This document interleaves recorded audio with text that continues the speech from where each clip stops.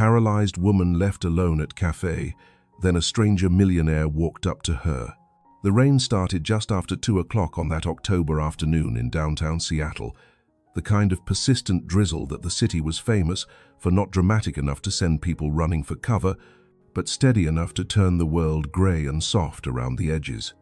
Elena Brooks sat by the large front window of Café Solstice, watching water droplets race each other down the glass, her wheelchair positioned at the accessible table near the entrance that had become her usual spot over the past year.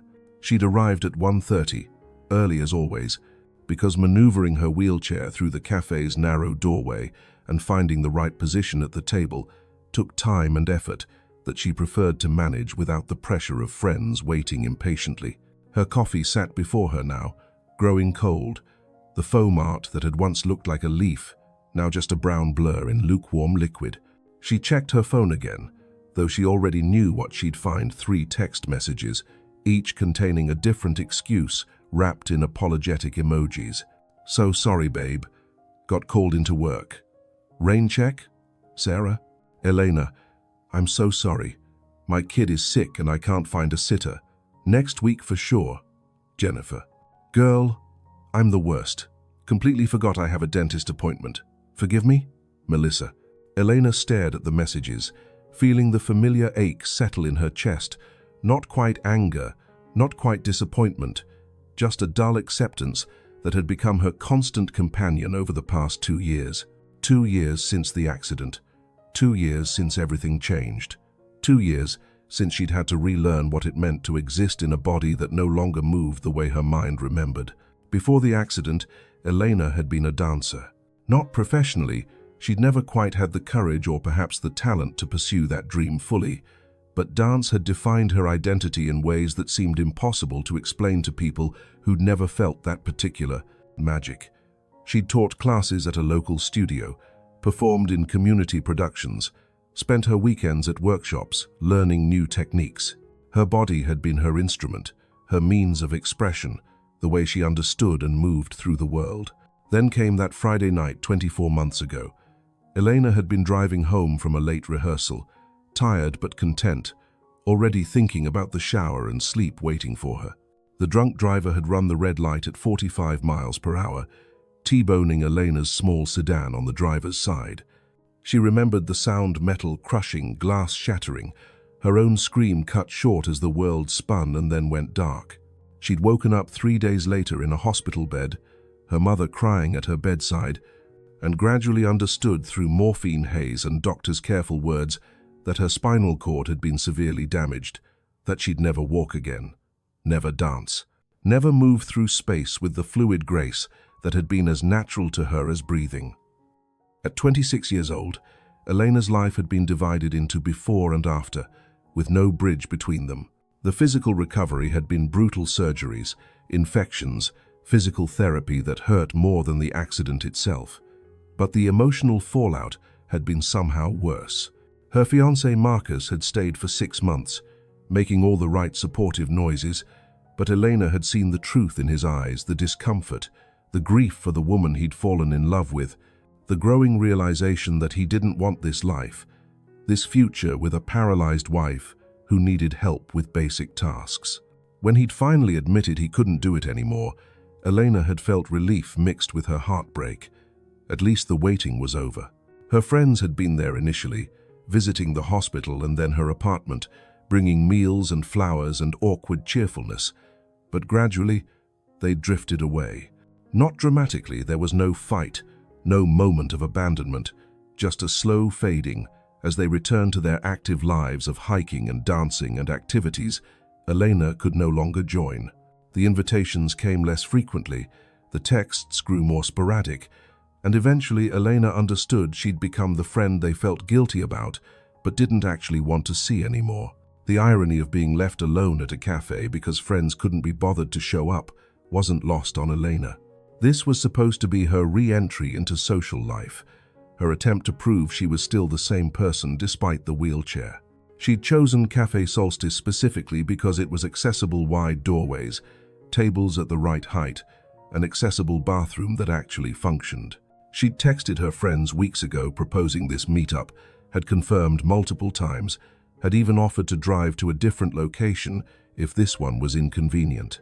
And still, here she sat alone, watching rain race down windows while her coffee went cold, and other cafe patrons carefully avoided making eye contact with the woman in the wheelchair sitting by herself. Before we continue with this story about unexpected connection and seeing people's true worth, drop a comment telling me where you're watching from and hit that subscribe button if you believe that sometimes the people society overlooks are exactly the ones who teach us what actually matters. Now let's see what happens when Ethan decides to act on his instinct toward kindness. Elena knew she should leave. Sitting here alone just made the abandonment more obvious, more pathetic. But something kept her rooted to this spot. Stubbornness, maybe, or just exhaustion with the effort of moving, of existing, of trying to pretend everything was fine when nothing had been fine for 2 years. So she stayed, staring out the window, trying to remember what it had felt like to move freely through the world. Across the cafe, at a small table near the back, Ethan Cole was having his own crisis of faith, though his was wrapped in a $30,000 suit and involved considerably more zeros in his bank account. At 37, Ethan had achieved the kind of success most people only dreamed about. His tech company, Cole Innovations, had revolutionized data security systems and made him a multi-millionaire by age 30. Now, 7 years later, he was approaching billionaire status, with tech blogs and business magazines regularly featuring his latest innovations. But success, Ethan had discovered, was profoundly lonely. The higher he climbed, the harder it became to find people who saw him rather than his net worth. Every friendship felt transactional, every romantic relationship shadowed by questions about motivation. Did they want him, or what he could provide? Were they interested in Ethan the person, or Ethan the bank account? After his last girlfriend had sold their private moments to a tabloid for 6 figures, Ethan had retreated almost entirely from social connections. He'd come to Cafe Solstice that afternoon to escape a business lunch that had devolved into exactly the kind of shallow networking he'd come to despise. A venture capitalist pitching investment opportunities while barely disguising his contempt for Ethan's working-class origins. "It's impressive," the man had said, "how far someone from your background can rise with the right opportunities." The implication being clear, Ethan's success was luck rather than talent, chance rather than years of brilliant work. So Ethan had excused himself, walked 4 blocks in increasing rain, and ended up at this cafe that looked unpretentious and blessedly free of anyone who might recognize him. He'd ordered black coffee, found a corner table, and tried to remember why he'd wanted success so badly when it seemed to cost every genuine human connection he'd once had. That's when he'd noticed her, the woman in the wheelchair by the window, sitting absolutely still, staring at rain with an expression Ethan recognized because he'd seen it in his own mirror. Loneliness, the specific kind that came from being surrounded by people but profoundly isolated nonetheless. Ethan watched the woman Elena, though he didn't know her name yet, for several minutes, not staring but observing with the kind of attention he'd learned in business. She checked her phone repeatedly, each time her shoulders dropping slightly more. She was being stood up, he realized. Friends or a date, someone who'd promised to show up and hadn't. The pain in her posture was palpable even from across the cafe. Then her phone slipped from her hand, falling to the floor beside her wheelchair. Elena looked down at it, and Ethan saw her face cycle through emotions, frustration, resignation, the visible mental calculation of whether retrieving it was worth the effort.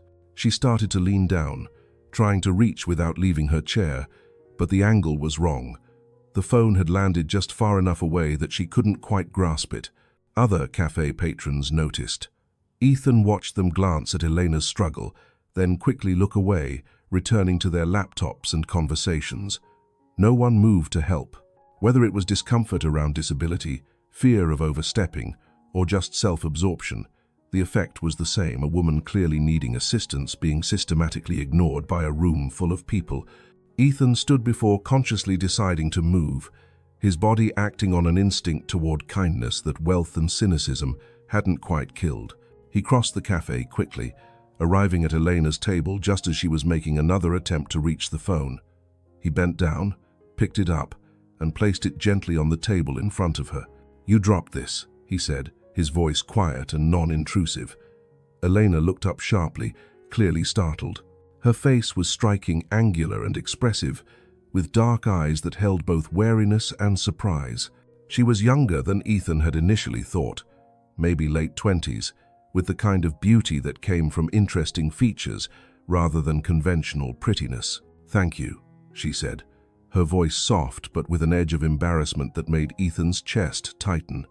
She was ashamed that she'd needed help, he realized.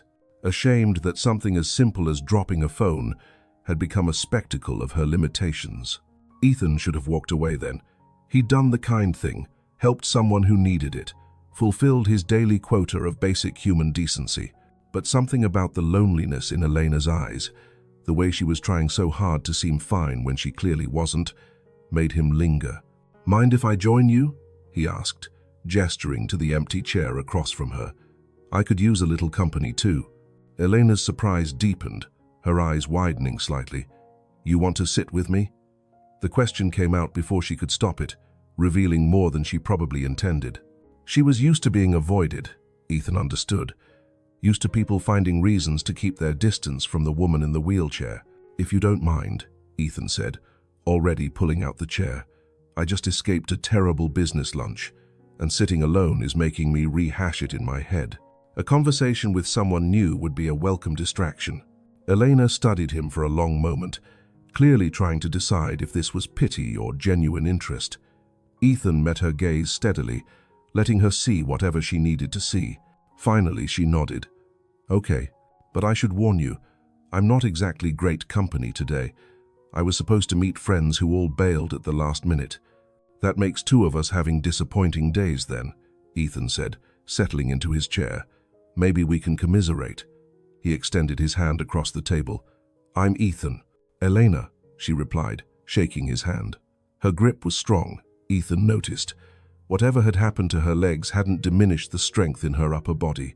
For the first few minutes, their conversation was awkward, in the way conversations between strangers often are stilted exchanges about the weather, the cafe's coffee quality, how Seattle's perpetual rain affected one's mood. But gradually, as they relaxed into each other's presence, the dialogue began to flow more naturally. Ethan didn't ask about the wheelchair, which Elena noticed and appreciated. Most people's curiosity about her disability was the first and often only thing they wanted to discuss, reducing her entire identity to her paralysis. But Ethan seemed genuinely interested in her, as a person asking about what she did for work. She freelanced as a grant writer for non-profits, something she'd started doing from home after the accident, and what books she was currently reading, whether she'd always lived in Seattle. "I was born here," Elena said. "Typical Seattle kid raised on coffee and rain, and an inherent distrust of anything that requires dressing up. What about you? You don't sound like you're from here originally." "Good ear," Ethan said, smiling slightly. "I grew up in rural Oregon, actually. Small town, not much opportunity, the kind of place where people stay because they don't know there are other options. I left for college and never really went back." "Do you miss it?" Elena asked. "The small town life?" Ethan considered the question seriously. "Sometimes. I miss the simplicity of it, knowing everyone, the slower pace, the sense of community. But I don't miss the limitations. The belief that you should be satisfied with a simple life because wanting more was somehow ungrateful or presumptuous. Ambition as a betrayal of your roots," Elena said, understanding immediately. "I get that. My dad was a mechanic, my mom a school secretary. When I told them I wanted to be a dancer, they couldn't understand it. Why would I want an unstable career in the arts when I could do something practical? They loved me, but they didn't get the dream." "Did you become a dancer?" Ethan asked, then immediately saw Elena's face close off slightly. "I'm sorry, that's probably too personal a question for—" "No, it's okay," Elena interrupted, though her voice had gone quieter. "I was a dancer. I taught classes, performed locally, did some choreography for community theater. It was my whole life. But then I had an accident 2 years ago. Drunk driver T-boned my car and damaged my spinal cord. Now I'm paralyzed from the waist down, and dancing is something I used to do rather than something I am. The matter-of-fact way she delivered this information made it somehow more heartbreaking. Ethan felt the weight of what she'd lost, not just physical mobility, but identity, purpose, the thing that had defined her understanding of herself. "I'm sorry," he said, knowing the words were inadequate but offering them anyway. "That's a devastating loss." "Thank you for saying that," Elena said, meeting his eyes directly. "Most people try to find a silver lining or tell me how I'm so brave or inspiring, but it's just devastating. I lost something fundamental to who I was, and there's no positive spin that makes that okay." They sat in comfortable silence for a moment, rain continuing its steady percussion against the windows. Ethan appreciated that Elena didn't try to lighten the mood or apologize for bringing heaviness into their conversation. There was an honesty to her grief that felt refreshing after years of people performing positivity, regardless of their actual feelings. "What was your terrible business lunch about?" Elena asked, clearly wanting to shift focus away from her own loss. "You mentioned escaping from it." Ethan laughed, a sound without much humor. "A venture capitalist who spent an hour alternating between pitching investment opportunities and subtly insulting my background. Apparently, I'm an impressive example of how far someone from a working-class family can rise with the right opportunities," his exact words. The implication being that my success is more about luck than talent. "That's infuriating," Elena said. "What do you do?" "Clearly something successful enough to attract venture capitalists." "I run a tech company," Ethan said, deliberately vague. "We do data security systems, mostly for corporations and government agencies. It's profitable and apparently impressive enough that people want to invest, despite thinking I'm somehow unworthy." Elena smiled, a real smile that transformed her entire face. The contempt of people who were born on third base and think they hit a triple. I know that type. They can't imagine that someone without their advantages might actually be more talented or work harder. "Exactly," Ethan said, feeling understood in a way that was surprisingly powerful. "What's your company called? Maybe I've heard of it." "Cole Innovations," Ethan said, then watched Elena's eyes widen with recognition. "You've heard of us, I take it?" "Heard of you?" "Ethan, Cole Innovations revolutionized data security. I wrote a grant proposal last year for a non-profit that was trying to implement your accessibility systems for protecting client data. You're not just successful, you're genuinely changing how organizations protect sensitive information." Ethan felt heat creep up his neck. "Well, that's embarrassing. Here I am complaining about people recognizing my success when I could have just introduced myself more honestly." "Don't be embarrassed," Elena said. "I actually appreciate that you didn't lead with that. Most wealthy people I've encountered can't wait to establish their status. You just wanted to have coffee with a stranger, which is infinitely more appealing." They talked for another 2 hours, the conversation flowing with the ease of people who'd known each other far longer than 90 minutes.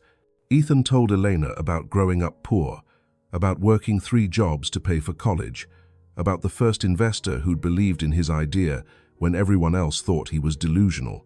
Elena shared stories about dance, the pure joy of movement, the devastating beauty of expressing emotion through her body, the community she'd found in studios and theaters. "I still dream about dancing," Elena admitted quietly. "I wake up some mornings and for just a moment, I forget. I stretch in bed and expect my legs to respond. Then reality crashes back, and I remember all over again that this is permanent, that I'll never dance again." "What if you could find a different way?" Ethan asked carefully. "I don't mean to diminish what you've lost, but is there any way to engage with dance that doesn't require your legs? Choreography or teaching or something else?" "I thought about that," Elena said, "but honestly, it hurts too much right now.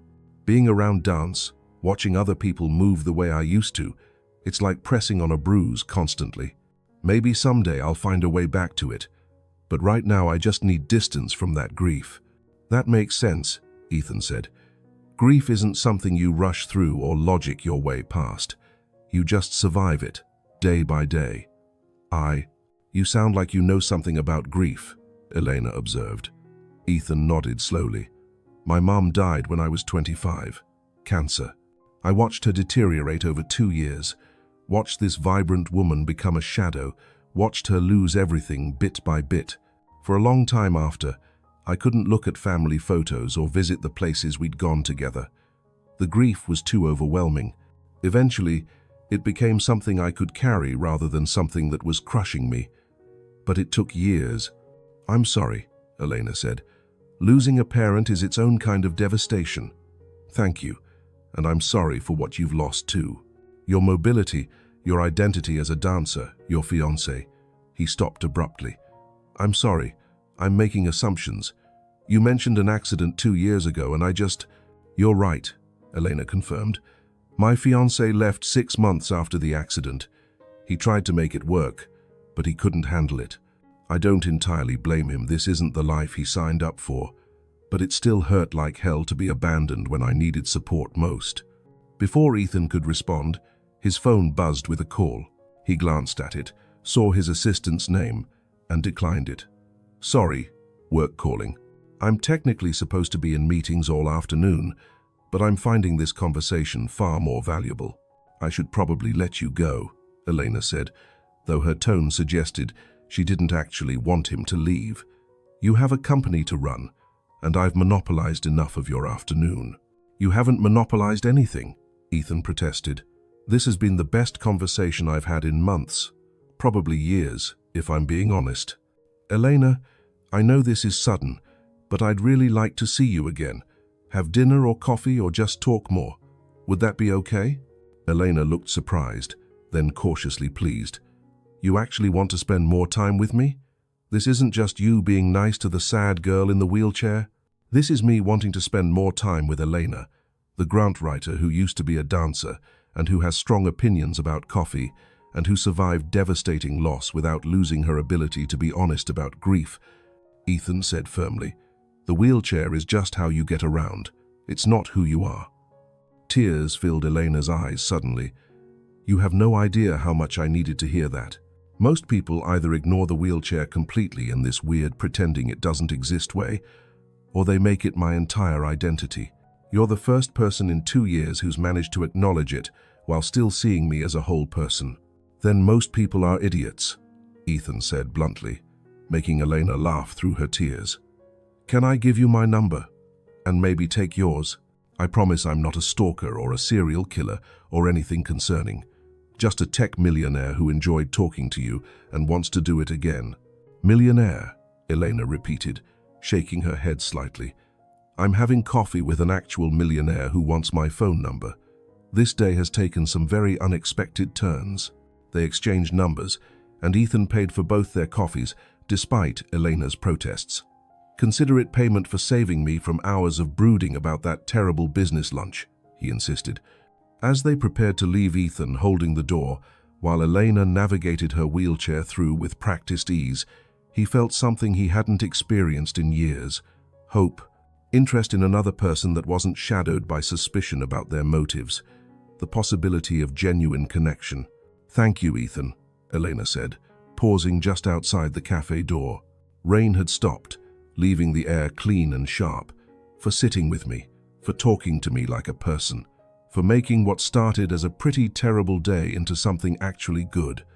"Thank you for letting me join you," Ethan replied, "for trusting a stranger enough to have an honest conversation, for reminding me that meaningful connection is still possible even when you've almost given up on it." They parted with promises to text soon, and Ethan watched Elena roll away down the sidewalk, navigating the rain-wet concrete with capability that suggested years of practice.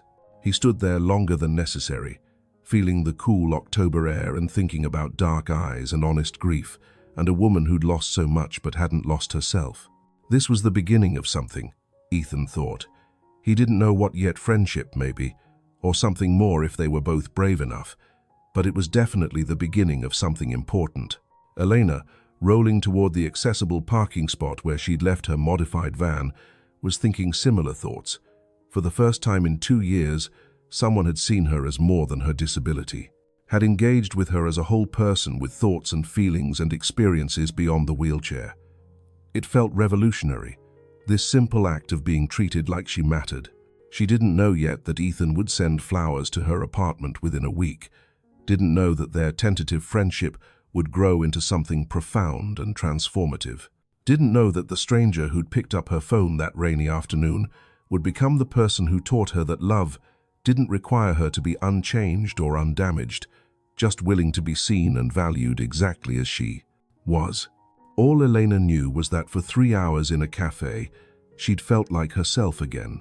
Not the dancer she'd been, not the paralyzed woman she'd become, but simply Elena, complex and grieving and still capable of connection. And that felt like enough. For now, it felt like everything. 1 week after their cafe encounter, Elena was working at her home office, a corner of her accessible apartment that she'd converted into a surprisingly efficient workspace, when her doorbell rang. She wheeled to the door, checking the security camera first out of habit.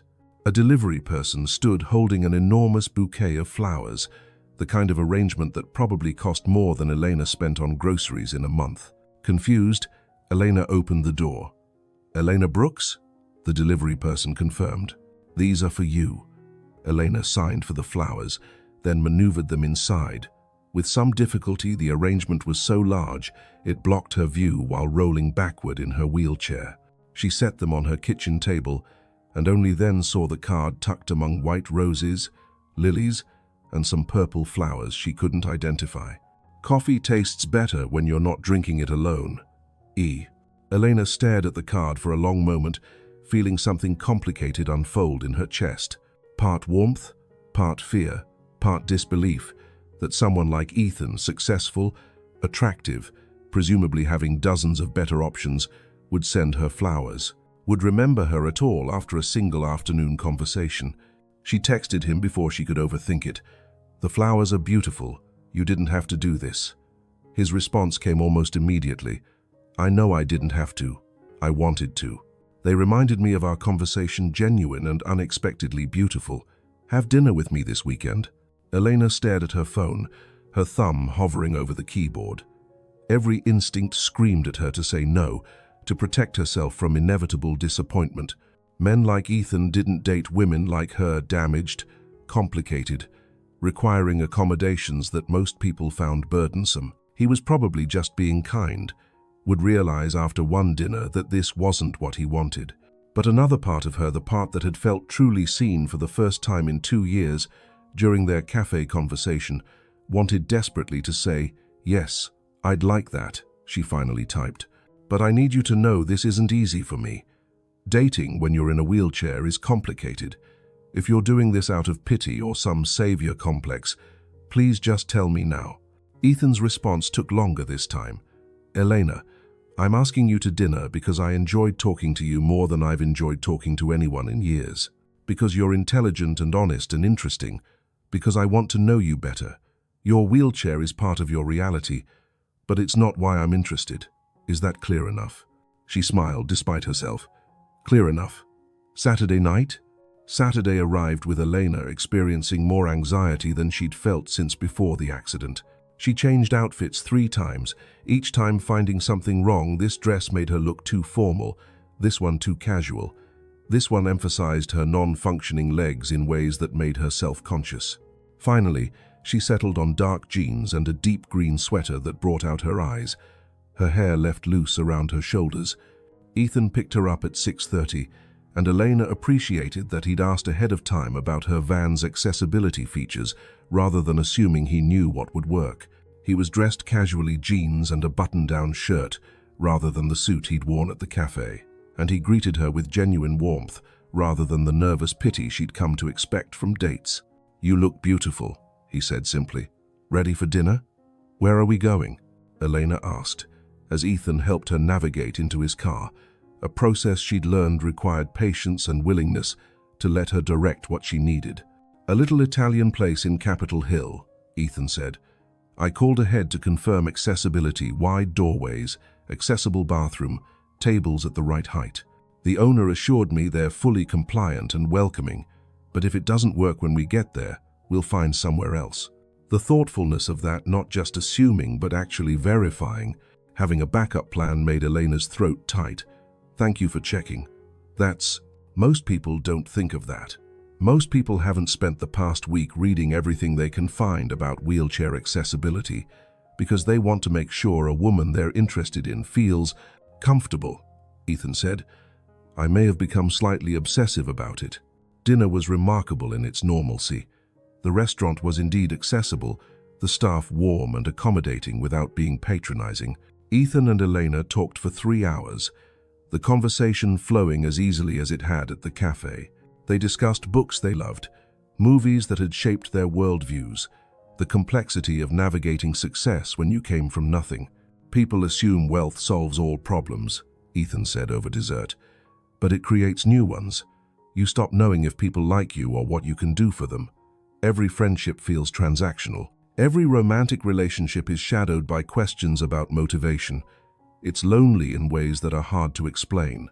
And that sounds exhausting, Elena said.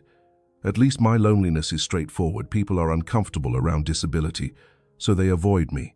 I don't have to question their motives because they're usually pretty transparent. Do you ever get angry about it? Ethan asked.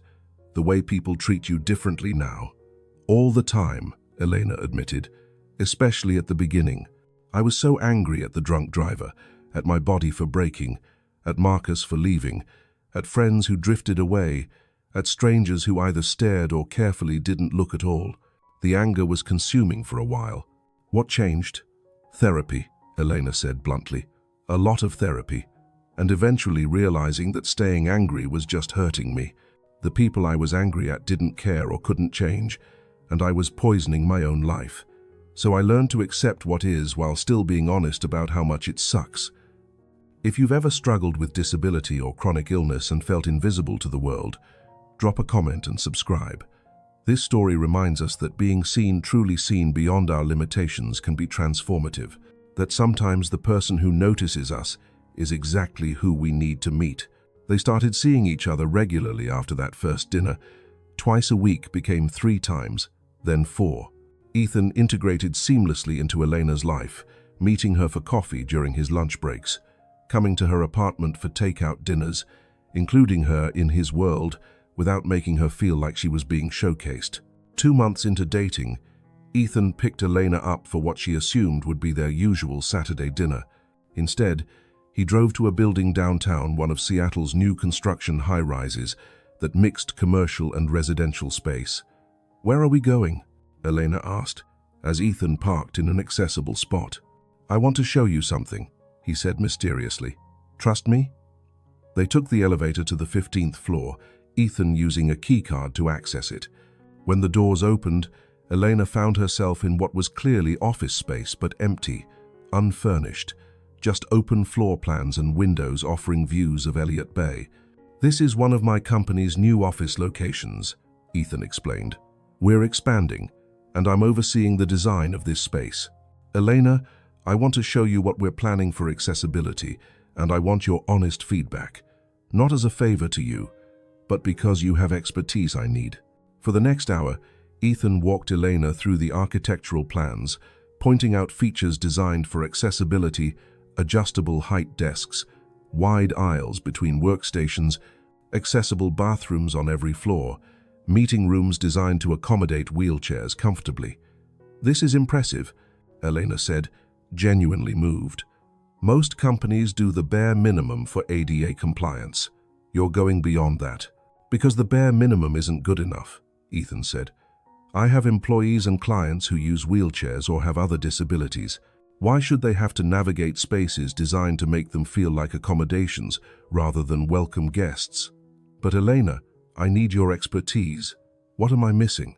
What would make this genuinely welcoming rather than just technically compliant?"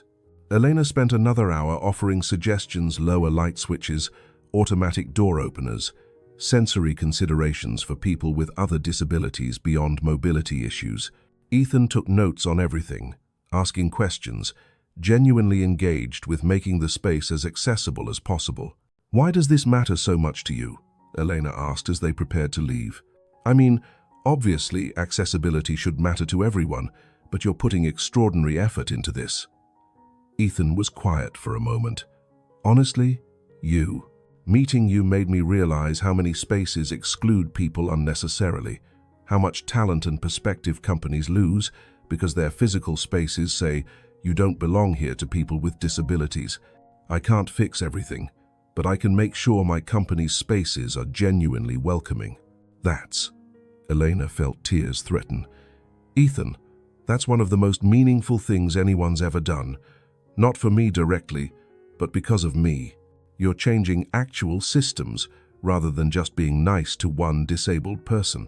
You deserve more than just people being nice to you, Ethan said firmly. You deserve spaces and systems and a world designed to include you. I can't change everything, but I can change what's in my control. 3 months into their relationship, Elena invited Ethan to her weekly physical therapy appointment. I want you to see this part of my life, she explained. The unglamorous, painful, frustrating part. If we're going to keep seeing each other, you need to understand what dating me actually means. Ethan sat quietly in the therapy room, watching as Elena worked through exercises designed to maintain her upper body strength and prevent muscle atrophy in her legs. He saw her grimace through pain, saw her frustration when her body wouldn't cooperate, saw the determination that drove her to keep pushing despite how much it hurt. Afterward, in her van, Elena asked quietly, "Well, was that too much reality for you?" "That was you being incredibly strong," Ethan said. "Elena, I'm not going anywhere. Whatever you think I need to be scared off by, it's not your physical therapy or your wheelchair or the challenges you face. The only thing that would scare me off is if you decided you didn't want me around." "Why me?" Elena asked, the question she'd been holding back for months finally escaping. "Ethan, you're brilliant and successful and attractive. You could date literally anyone. Why are you choosing to be with someone whose life is this complicated?" "Because you're the first person in years who sees me as Ethan rather than as Ethan Cole, tech millionaire," he said simply. "Because you challenge me intellectually. Because you're honest in ways most people can't manage. Because being with you feels real, in ways nothing else in my life does. Your wheelchair isn't a complication I'm tolerating, Elena. It's just part of the reality of who you are, and who you are is exactly who I want to be with."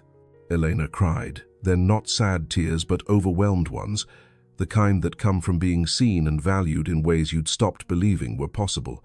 Ethan held her while she cried, not trying to fix or minimize, just being present.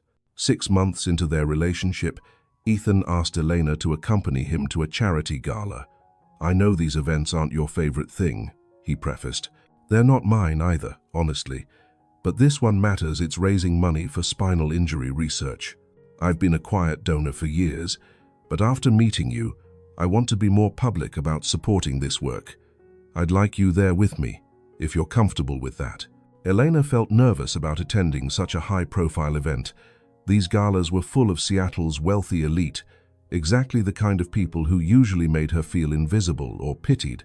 But Ethan's request felt significant, like he was publicly claiming their relationship in a way that mattered. "Okay," she agreed, "but I need a dress that works with my wheelchair, and I need you to promise you'll stay close. These events can be overwhelming for me." Ethan not only helped Elena find an appropriate dress, a deep blue gown that was both elegant and practical, but also called the venue ahead of time to ensure accessibility, reserved a parking spot near the entrance, and made sure Elena's needs were accommodated without making her feel like a burden. The gala itself was as overwhelming as Elena had feared. Hundreds of beautifully dressed people in a grand ballroom, most of whom stared at Elena's wheelchair with either pity or discomfort. But Ethan stayed beside her the entire evening, his hand resting gently on her shoulder, introducing her to people as Elena Brooks, my girlfriend and brilliant grant writer, rather than making her disability the defining characteristic. Halfway through the evening, the gala's MC announced a special presentation. Elena was startled when Ethan squeezed her hand and stood, walking to the small stage at the front of the ballroom. "What's happening?" she whispered to the woman at their table, who smiled knowingly. "Just watch." Ethan took the microphone, looking more nervous than Elena had ever seen him. "Good evening, everyone. For those who don't know me, I'm Ethan Cole. I run a tech company. I've been fortunate in business, and until recently, I gave money to causes like spinal injury research, without thinking much about the actual people affected by these injuries." He paused, looking directly at Elena. 6 months ago, I met someone who changed my perspective on everything. Elena Brooks is a former dancer who was paralyzed in a drunk driving accident 2 years ago. When I met her, she was sitting alone in a cafe, abandoned by friends who'd promised to show up. I joined her, and we talked for 3 hours, the best conversation I'd had in years. Elena felt heat rise in her face as everyone turned to look at her. But Ethan continued, his voice strong and clear. Elena taught me that disability isn't tragedy. It's just a different way of moving through the world. She taught me that accessibility isn't charity, it's basic decency. That people with disabilities don't need to be saved or pitied. They need spaces and systems designed to include them. They need to be seen as whole people, not defined by what their bodies can or can't do. Ethan pulled out a prepared statement. Tonight, I'm announcing the establishment of the Brooks Foundation for Spinal Injury Research and Accessibility Innovation. I'm committing $5 million initially, with plans to grow that significantly. But more than money, this foundation will focus on practical accessibility improvements, auditing public spaces, consulting with businesses, creating employment programs specifically for people with disabilities. Elena felt tears streaming down her face. This wasn't just about her. Ethan was creating systemic change inspired by their relationship. And Elena, Ethan said, his voice softening as he looked directly at her, I want you to be the foundation's director, not as a figurehead, but as the person who shapes its mission and ensures it actually serves the community it's meant to help. You have expertise I'll never have, and I want that expertise driving this work. The ballroom erupted in applause. Elena sat stunned, unable to process what had just happened. Ethan returned to their table, kneeling beside her wheelchair so they were at eye level. I should have asked you privately first, he said. That was presumptuous of me.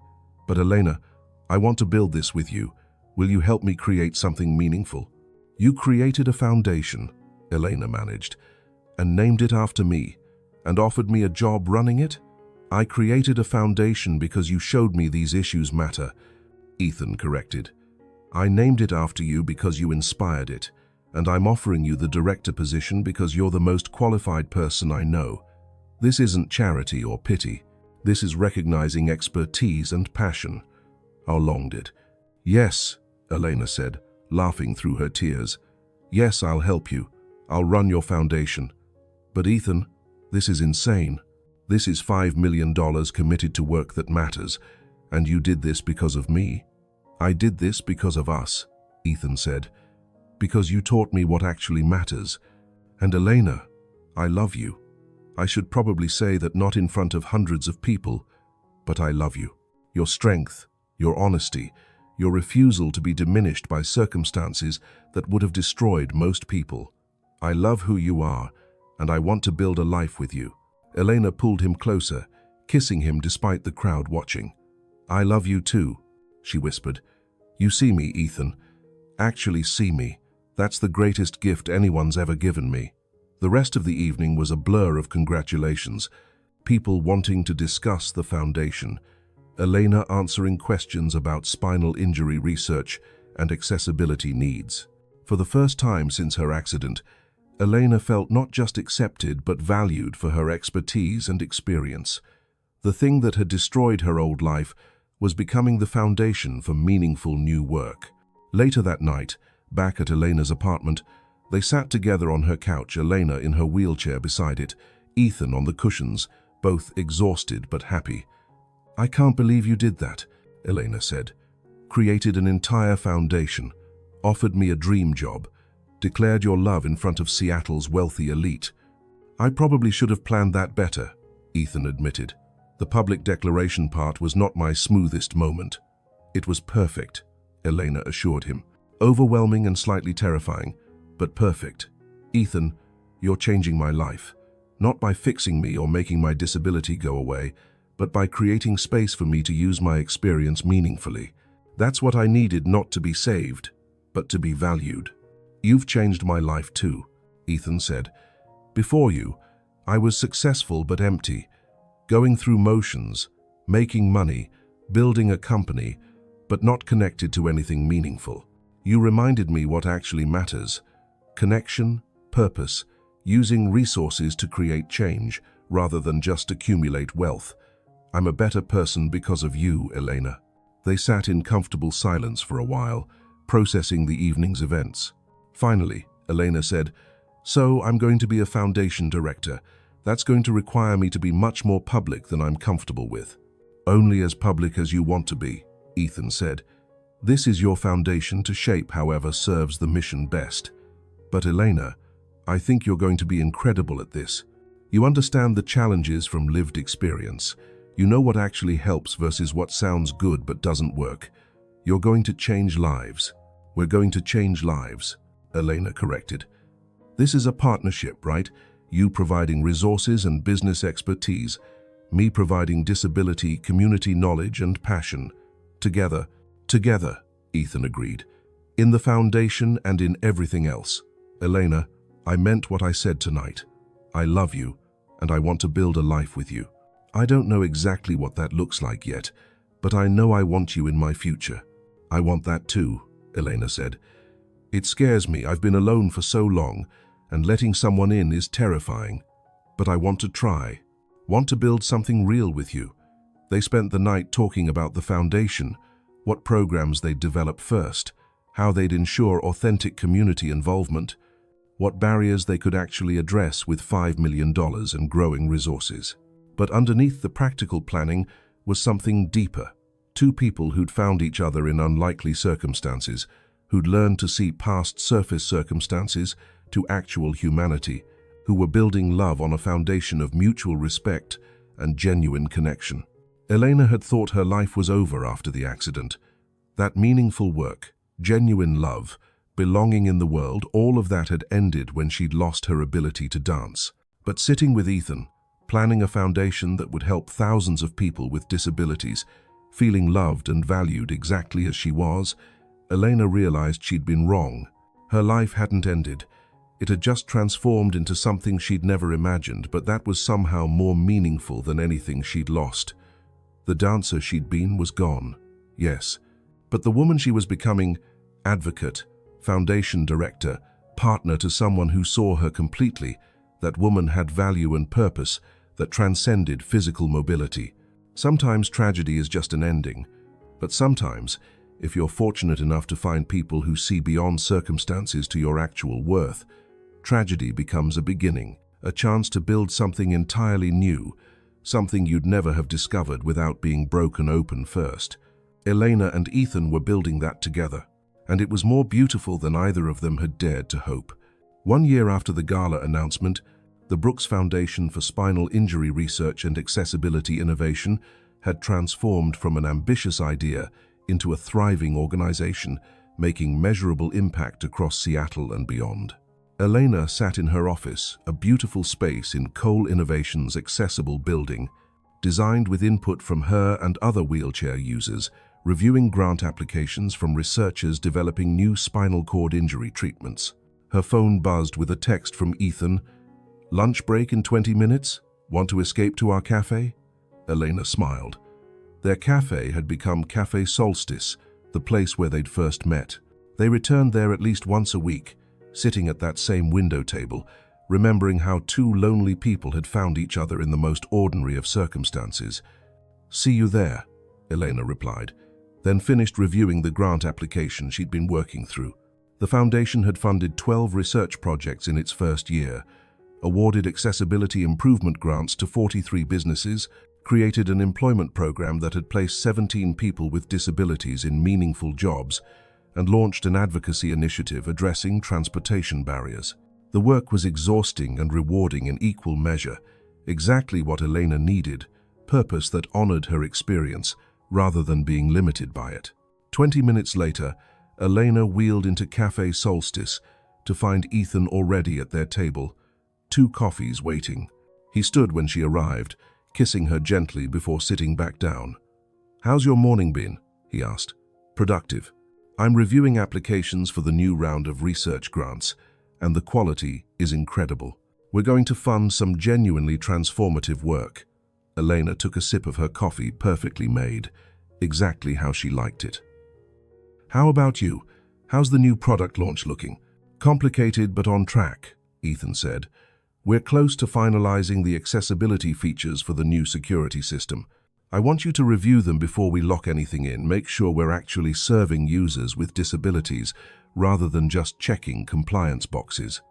They talked easily about work, about the Foundation's upcoming fundraiser, about mundane details of their lives. An observer wouldn't have seen anything remarkable, just a couple having lunch, comfortable and familiar with each other. But for Elena, this normalcy was revolutionary. Being treated as an equal partner, her expertise valued, her presence desired not despite her wheelchair but simply because of who she was. This was what she'd thought she'd lost forever after the accident. I have something I want to show you, Ethan said after they'd finished eating. Can you come somewhere with me? Mysterious, Elena said. Where are we going?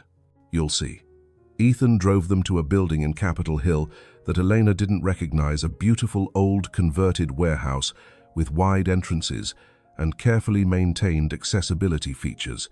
He pulled into the accessible parking spot, then helped Elena out of the car with the practiced ease of someone who'd learned exactly what she needed. Okay, seriously, where are we? Elena asked as Ethan led her toward the building's entrance. This, Ethan said, unlocking the door with a key, is something I've been working on for 6 months, something I hope you'll love. The interior took Elena's breath away. It was a dance studio, but unlike any dance studio she'd seen. The floors were smooth and accessible, with clear pathways wide enough for wheelchairs. Mirrors covered one wall, positioned at heights that would show both standing dancers and those in wheelchairs. Barriers were installed at multiple heights. The sound system looked state-of-the-art, but what made Elena's throat tighten with emotion was the group of people in the studio, some in wheelchairs, some using walkers or crutches, some standing, all of them moving to music, an instructor demonstrating movements that adapted to different bodies and abilities. This was adaptive dance, choreographed to include rather than exclude. What is this? Elena whispered. This is yours if you want it, Ethan said. I bought this building, renovated it for full accessibility, and hired Emma Chen. She's one of the country's leading adaptive dance instructors. Elena, I know you said returning to dance hurt too much, but I thought maybe if dance could come to you in a new form, if you could teach and choreograph for dancers with all kinds of bodies, maybe you could find your way back to what you love. Elena couldn't speak. She just watched the dancers moving, saw the joy on their faces, the community forming, the beauty of movement adapted but not diminished. This was dance reimagined, dance that included her rather than leaving her behind. You built me a dance studio, she finally managed. Ethan, you built an entire accessible dance studio. I built a space, Ethan corrected. You'll fill it with your expertise and passion if you choose to. Emma's willing to collaborate with you or step aside entirely if you'd rather run it yourself. This is yours, Elena. Your space to reclaim dance on your terms. If you've ever lost something you loved and thought it was gone forever, if you've ever had someone see your grief and create space for healing rather than just trying to fix you, drop a comment and subscribe. This story shows us that sometimes love means understanding what someone needs, even when they can't articulate it themselves. Elena wheeled closer to the studio's observation window, watching the adaptive dance class with tears streaming down her face. She saw herself in those dancers, people who'd lost the ability to move how they once had, but were finding new ways to express themselves through movement. This wasn't the dance she'd known before the accident, but it was dance nonetheless, alive and beautiful and welcoming. I don't know if I can do this, Elena admitted. Being around dance again, even this version, what if it's too painful? Then we close this studio and find another use for the building, Ethan said simply. Elena, this isn't an expectation or pressure. It's an option, a possibility. You can explore it, reject it, embrace it, or anything in between. I just wanted to give you the choice. Can I try? Elena asked. Just sit in on a class, see how it feels. Of course, Ethan spoke with Emma, who welcomed Elena warmly and invited her to join the current class. For the next hour, Elena watched and gradually participated as Emma led the dancers through movements that adapted to different abilities. Some movements Elena could do fully, others required modification, but the spirit was there, the music, the expression, the community of people moving together. By the end of the class, Elena was crying again, but these were different tears, not grief, but something like hope. She'd found a way back to dance, not as she'd known it before, but as something new, something that included her, that valued her experience, that welcomed her home. "Thank you," Elena told Ethan afterward, back in the observation area. "This is the most thoughtful, generous, perfect gift anyone's ever given me. You didn't try to fix my paralysis or return me to who I was before.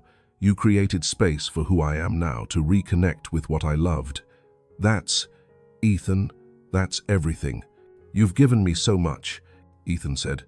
"Purpose, genuine connection, a reason to use my resources for something that actually matters. Giving this back to you is the least I can do." Over the following months, Elena began teaching at the Adaptive Dance Studio 2 days a week, working alongside Emma to develop programs that served dancers of all abilities. She discovered that teaching dance to people who'd also lost abilities they once took for granted was profoundly healing. She understood their grief, could honor their losses while also helping them find new ways to move and express themselves. The studio became another arm of the Brooks Foundation, offering free and subsidized classes to people with disabilities who couldn't afford traditional adaptive dance programs. Elena choreographed pieces that showcased the beauty of adapted movement, staging performances that challenged audiences' assumptions about what dance could be. 2 years after meeting in the cafe, Ethan proposed to Elena in the most perfect way imaginable. He'd arranged a private adaptive dance performance at the studio, Elena's students performing a piece she'd choreographed, expressing the journey from loss to healing through movement. At the end of the performance, Ethan rolled onto the studio floor in a wheelchair. He'd been practicing for weeks, learning to navigate her world, and asked her to marry him. "You may not be able to dance the way you once did," Ethan said, kneeling beside her wheelchair, "but you've made my world move in ways I never imagined possible. You've taught me what actually matters, what real strength looks like, what love means when it's built on seeing someone completely. Elena Brooks, will you marry me?" "Yes," Elena said, laughing and crying simultaneously. "Yes, absolutely yes." Their wedding 6 months later was a celebration of adaptive beauty held at the dance studio, with performances by Elena's students, accessibility accommodations that made every guest feel welcomed regardless of ability. Elena wore a dress designed to work with her wheelchair, beautiful and practical. Ethan's vows mentioned how she'd changed his understanding of strength, success, and what made life meaningful. "I was successful before I met you," Ethan said during the ceremony, "but I wasn't fulfilled. I had money and professional achievement, but I was profoundly lonely, convinced that genuine connection was impossible in my world. Then I saw you sitting alone in a cafe, and something made me approach instead of walking past. That decision changed everything." Elena's vows were equally moving. "I thought my life ended when I became paralyzed. Thought dancing was lost. Love was impossible. Purpose had disappeared. But you saw me, not the wheelchair, not the limitations, just me. You created space for me to reconnect with dance, to do meaningful work, to be loved exactly as I am. You didn't rescue me, Ethan. You sat beside me and refused to leave, and that made all the difference." 5 years after their cafe meeting, Elena and Ethan stood and sat in the Brooks Foundation's expanded headquarters, celebrating the opening of their 10th adaptive dance studio nationwide. The foundation had grown exponentially, now funding hundreds of research projects, transforming accessibility in dozens of cities, employing over 50 people with disabilities in meaningful careers. But for Elena, the most meaningful work remained the dance studios. Watching people who'd lost abilities rediscover joy in movement, seeing communities form around adaptive dance, hearing stories about how the classes had given people purpose after devastating injuries. This was impact she could see and feel. "Do you ever think about that day in the cafe?" Ethan asked during the celebration. "When we met?" "All the time," Elena admitted. "I think about how alone I felt, how convinced I was that my life was over. And then this stranger sat down and actually saw me, and everything changed. "You saved my life too, you know," Ethan said. "Not dramatically, not literally, but completely. You showed me what mattered, what success actually meant, how to use privilege for good rather than just accumulation. Before you, I was making money but not meaning. After you, I had purpose." "We saved each other," Elena said. "That's what the best relationships do. They show us what we couldn't see in ourselves, create space for growth we didn't know was possible." 10 years after the cafe meeting, Elena published a memoir about her journey from dancer to paralyzed woman to disability advocate and adaptive dance pioneer. The book became a bestseller, resonating with people who'd experienced devastating loss and were searching for paths forward. Elena spoke at conferences, advised organizations on accessibility, continued teaching adaptive dance, and built a life of meaning from experiences that had once seemed purely tragic. Ethan remained her partner in everything, in the foundation's work, in their marriage, in the ongoing project of building accessible systems and spaces. His company had become known for industry-leading accessibility features, setting standards that other tech companies followed. He'd transformed from someone who viewed disability as something to accommodate into someone who understood accessibility as fundamental design principle. They had children, 2 daughters who grew up understanding disability as normal variation rather than tragedy, who had wheelchair-using friends and accessible birthday parties, and genuine understanding that bodies come in all configurations and all deserve dignity. Elena and Ethan taught them early that kindness meant seeing people completely, that privilege carried responsibility, that the best use of resources was creating space for everyone to thrive. 15 years after the cafe meeting, Elena and Ethan returned to Cafe Solstice for their anniversary, their tradition, returning to where it all began. They sat at the same window table, ordered the same drinks, and remembered that rainy October afternoon when 2 lonely people had found each other. "If you could go back to that day," Ethan asked, "knowing everything that would come from it, what would you tell yourself?" "I'd tell myself that being left alone at a cafe was actually a gift," Elena said, "because it meant I was there, available, when the right person walked up. I'd tell myself that the accident didn't end my life, just transformed it into something I couldn't have imagined. I'd tell myself to trust that loss isn't always just loss. Sometimes it's the clearing that makes space for something new." "What would you tell yourself?"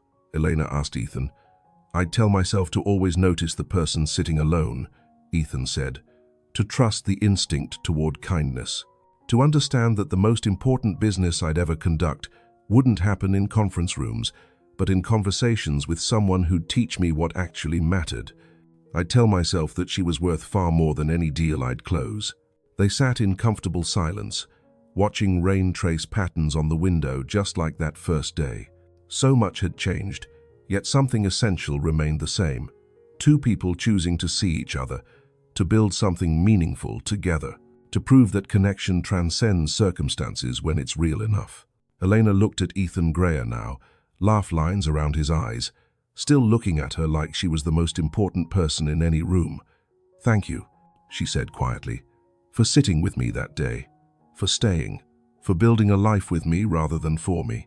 "Thank you for letting me," Ethan replied, "for teaching me what strength actually looks like, for showing me that love isn't about fixing people, it's about seeing them completely and choosing to stay anyway." As they left the cafe that anniversary afternoon, Elena reflected on the journey from that first encounter to this moment. She'd been abandoned by friends, left alone in a cafe, convinced her life was diminished beyond repair. Then a stranger had approached not to save her, not out of pity but out of genuine interest in her as a person. That choice, Ethan's decision to sit down and talk rather than walking past, had rippled outward in ways neither could have predicted. A foundation serving thousands, dance studios welcoming hundreds, a marriage built on mutual respect and genuine seeing, children growing up understanding accessibility as normal, lives changed through work that honored experience rather than being limited by it. She thought she'd been left behind by life, Elena had written in her memoir's final chapter, until a stranger saw her, not as broken but as beautiful, Sometimes love doesn't rescue you, it simply sits beside you and refuses to leave. And that presence, that choosing to stay, that changes everything. That remained true 15 years later. Ethan hadn't rescued Elena from her wheelchair or her limitations. He'd seen her humanity, valued her expertise, created space for her to build meaningful life rather than trying to return her to who she'd been before. He'd understood that love meant accepting someone completely, grief and strength, losses and possibilities, wheelchair and all. And Elena had done the same for him, teaching Ethan that success without meaning was empty, that privilege carried responsibility, that the best use of resources was creating systems that included rather than excluded. She'd given him purpose that went beyond profit, connection that transcended transaction, love that was built on seeing and being seen. Together, they'd built something neither could have created alone. Not a fairy tale where the prince rescued the damsel, but a real story where two broken people found each other and chose to build healing together, where loss became the foundation for meaning, where tragedy transformed into purpose. As Elena wheeled down Seattle streets toward home, Ethan walking beside her, she thought about all the people who'd abandoned her after the accident, the friends who'd drifted away, the fiancé who'd left, the strangers who'd looked past her or stared with pity. She'd been angry at them once, felt diminished by their inability to see her worth. But now, 15 years later, she understood that their departure had made space for something better, for Ethan, who saw her completely, for work that mattered, for community built around mutual understanding, for love that didn't require her to be unchanged or undamaged, just willing to be seen. Sometimes being left alone in a cafe is tragedy, but sometimes it's the exact circumstance needed for the right person to find you, for two lonely people to recognize each other across a crowded room, for a conversation to begin that transforms two lives and eventually hundreds more. Elena had been left alone that October afternoon, but she'd never been alone since, and that made all the difference. The paralyzed woman and the millionaire, brought together by loneliness and kept together by love that transcended circumstances. Their story proved that sometimes the people society overlooks are exactly the ones who teach us what actually matters, that disability doesn't diminish worth, that real love means creating space for someone to be fully themselves rather than trying to change them into who they used to be. And it all started because one man chose kindness over avoidance, chose to see a woman in a wheelchair as a whole person worthy of conversation, chose to sit down and stay. That choice changed everything, and 15 years later, it kept changing lives through foundations and dance studios, through advocacy and research, through the simple but revolutionary act of building a world that welcomed everyone, a world where being paralyzed didn't mean being left behind, where wheelchairs were just how some people moved, not definitions of their worth, where love and purpose and meaning were accessible to everyone willing to reach for them. Elena and Ethan had built that world together, and it was beautiful.